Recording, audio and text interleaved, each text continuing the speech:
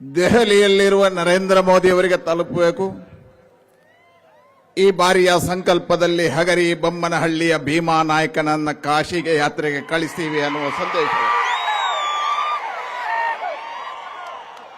ಹಾಗಾಗಿ ಈ ಘೋಷಣೆಗಳು ಮೊಳಗಬೇಕಿದ್ರೆ ಅದು ಉದ್ಘೋಷ ಆಗಿ ಬರಬೇಕು. ಎರಡೂ ಮುಷ್ಟಿಯನ್ನ ಬಿಗಿ ಕಟ್ಟಬೇಕು. ಭಾರತೀಯರಕ್ಕೆ ಜೈ ಜೈಕಾರವನ್ನು ಹಾಕಬೇಕು. ಭಾರತ್ ಮಾತಾ ಕಿ, ಭಾರತ್ ಮಾತಾ ಕಿ, ಭಾರತ್ ಮಾತಾ ಕಿ. ಒಂದೇ ಒಂದೇ ಒಂದೇ. ಶ್ರೀರಾಮಚಂದ್ರ ಮಹಾರಾಜ್ ಕಿ, ಶ್ರೀರಾಮಚಂದ್ರ ಮಹಾರಾಜ್ ಕಿ, ಶ್ರೀರಾಮಚಂದ್ರ ಮಹಾರಾಜ್ ಕಿ. भारतीय जनता पार्टी की, भारतीय जनता पार्टी की, भारतीय जनता पार्टी की, नरेंद्र मोदी की. हाँ, घर घर मोदी, घर घर मोदी, घर घर मोदी, घर घर मोदी. भारत माता की. ಭಾರತೀಯ ಜನತಾ ಪಾರ್ಟಿಯ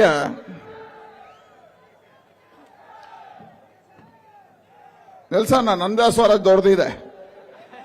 ನೆಲ್ಸಿ ನಿಮಗಿಂತ ದೊಡ್ಡದಿದೆ ನಂದು. ನೆಲ್ಸಿ. ಇನ್ನೇನು ಘೋಷಣೆ ಹಾಕೋದಿದ್ರೆ ನನ್ನ ಸ್ವರದ ಮೇಲೆ ಹಾಕಿ.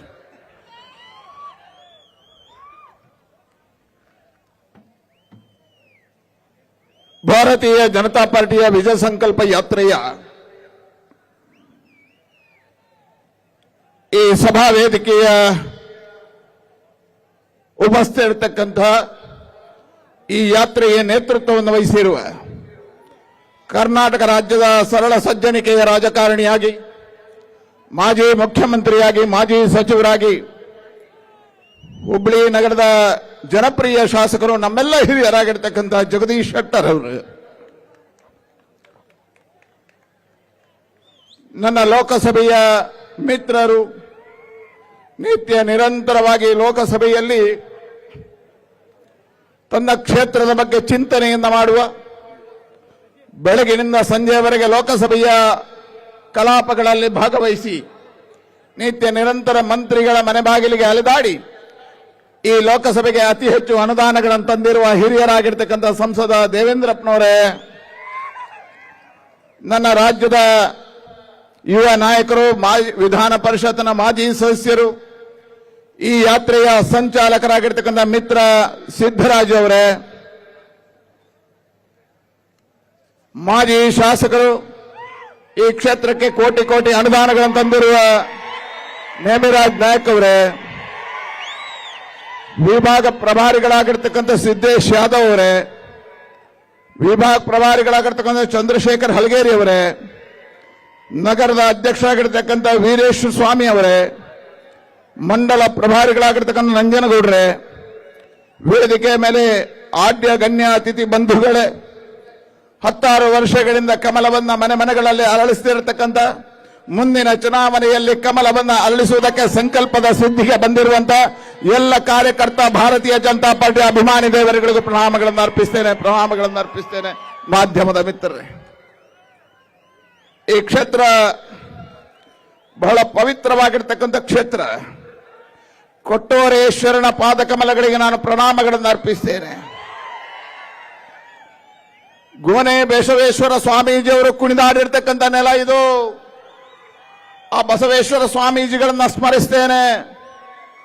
ಬಂಧುಗಳೇ, ಇವತ್ತು ನಾನು ಬಂದಾಗ ಈ ರಾತ್ರಿ ಹೊತ್ತನ್ನ ಜನಜಾತ್ರೆಯಿಂದ ಕಂಡಾಗ ನನಗೆ ಅನಿಸಿದೆ, ಹಗರಿ ಬೊಮ್ಮನಹಳ್ಳಿಯಲ್ಲಿ ಕಮಲ ಅರಳುತ್ತೆ, ಧ್ವಜ ಏರುತ್ತೆ, ಕಾಂಗ್ರೆಸ್ ಮುಕ್ತ ಹಗರಿ ಬೊಮ್ಮನಹಳ್ಳಿ ಆಗತ್ತೆ, ಭೀಮಾ ನಾಯಕ ಕಾಶಿ ಯಾತ್ರೆಗೆ ಹೋಗ್ತಾರೆ. ಹಾಗಾಗಿ ಕೇವಲ ಭೀಮಾ ನಾಯಕ ಕಾಶಿ ಯಾತ್ರೆಗೆ ಹೋಗೋದಿಲ್ಲ, ಕಾಂಗ್ರೆಸ್ಸಿನ ಹುಲಿಯ ಕಾಡಿಗೆ ಹೋಗುತ್ತೆ, ಬಂಡೆ ಒಡೆದೋಗುತ್ತೆ, ಕಮಲ ವಿಧಾನಸಭೆ ಒಳಗೆ ಅರಳುತ್ತೆ.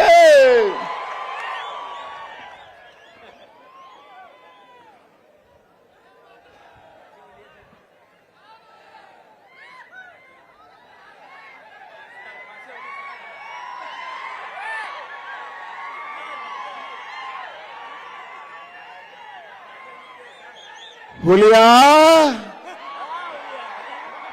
ಕಾಡಿಗೆ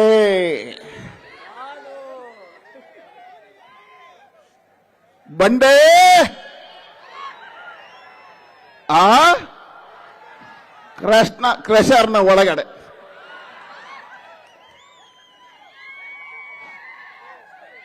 ಹಾಗಾಗಿ ಇವತ್ತು ಈ ಜನಜಾತ್ರೆಯನ್ನು ಕಂಡಾಗ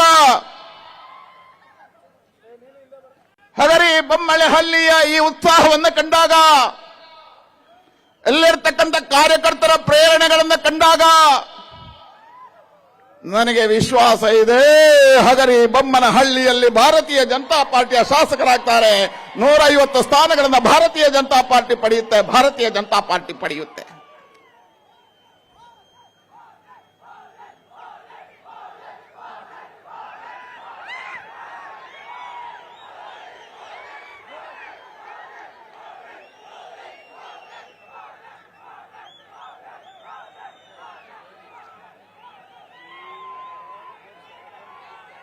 ನಾನು ಇಲ್ಲಿ ಬಂದಾಗ ಕೇಳಿದೆ, ಹಗರಿ ಬೊಮ್ಮನಹಳ್ಳಿಯಲ್ಲಿ ಬಿಜೆಪಿಯ ಆಕಾಂಕ್ಷಿಗಳೆಷ್ಟು?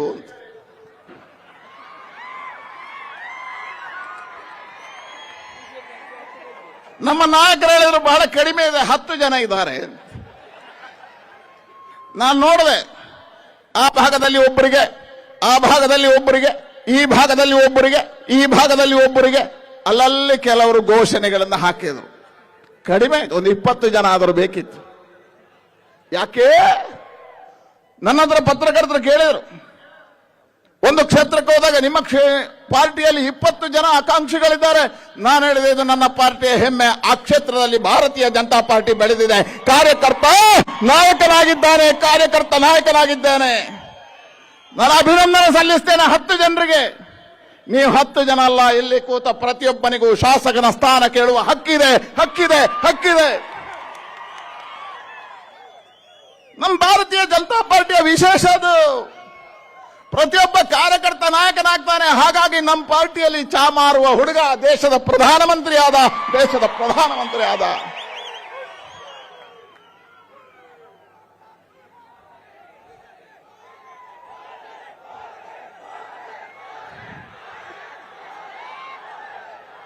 ನಾನು ನಿಲ್ಲಿಸ್ಲಾ, ನೀವು ನಿಲ್ಲಿಸ್ತೀರಾ?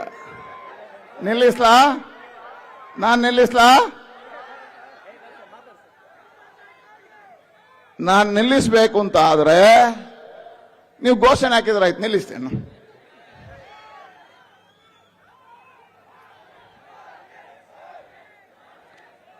ಇದು ಒಳ್ಳೆ ಘೋಷಣೆ.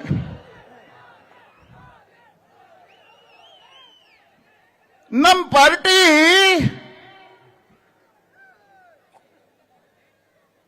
ಅಪ್ಪನ ಹೆಸರಲ್ಲಿ ಬೆಳೆದಿಲ್ಲ, ಅಜ್ಜನ ಹೆಸರಲ್ಲಿ ಹುಟ್ಟಿಲ್ಲ, ಅಜ್ಜನಿಂದ ಅಪ್ಪನಿಗೆ ಸೀಟು ಕೊಟ್ಟಿಲ್ಲ, ಅಪ್ಪನಿಂದ ಮಗನಿಗೆ ಸೀಟು ಕೊಟ್ಟಿಲ್ಲ. ನಮ್ಮ ಪಾರ್ಟಿ ಕಾರ್ಯಕರ್ತನಿಂದ ಬೆಳೆಸಿದೆ. ಅದಕ್ಕೋಸ್ಕರ ಬತಗಟ್ಟೆಯಲ್ಲಿ ಕೆಲಸ ಮಾಡ್ತಾ ಇರ್ತಕ್ಕಂಥ ಅಮಿತ್ ಶಾ ರಾಷ್ಟ್ರದ ಗೃಹ ಸಚಿವರಾಗ್ತಾರೆ. ಹಳ್ಳಿಯಲ್ಲಿ ಶಾಖೆಯನ್ನ ಮಾಡಿದ ಯಡಿಯೂರಪ್ಪ ಮುಖ್ಯಮಂತ್ರಿ ಆಗ್ತಾರೆ. ಗಾಡಿನಲ್ಲಿ ಬೆಳೆದು ಬಂದಿರತಕ್ಕಂಥ ನಳಿನ್ ಕುಮಾರ್ ರಾಜ್ಯದ ಅಧ್ಯಕ್ಷ ಆಗ್ತಾನೆ. ಅದು ಭಾರತೀಯ ಜನತಾ ಪಾರ್ಟಿಯ ವಿಶೇಷ. ಇದು ಭಾರತೀಯ ಜನತಾ ಪಾರ್ಟಿಯ ವಿಶೇಷ.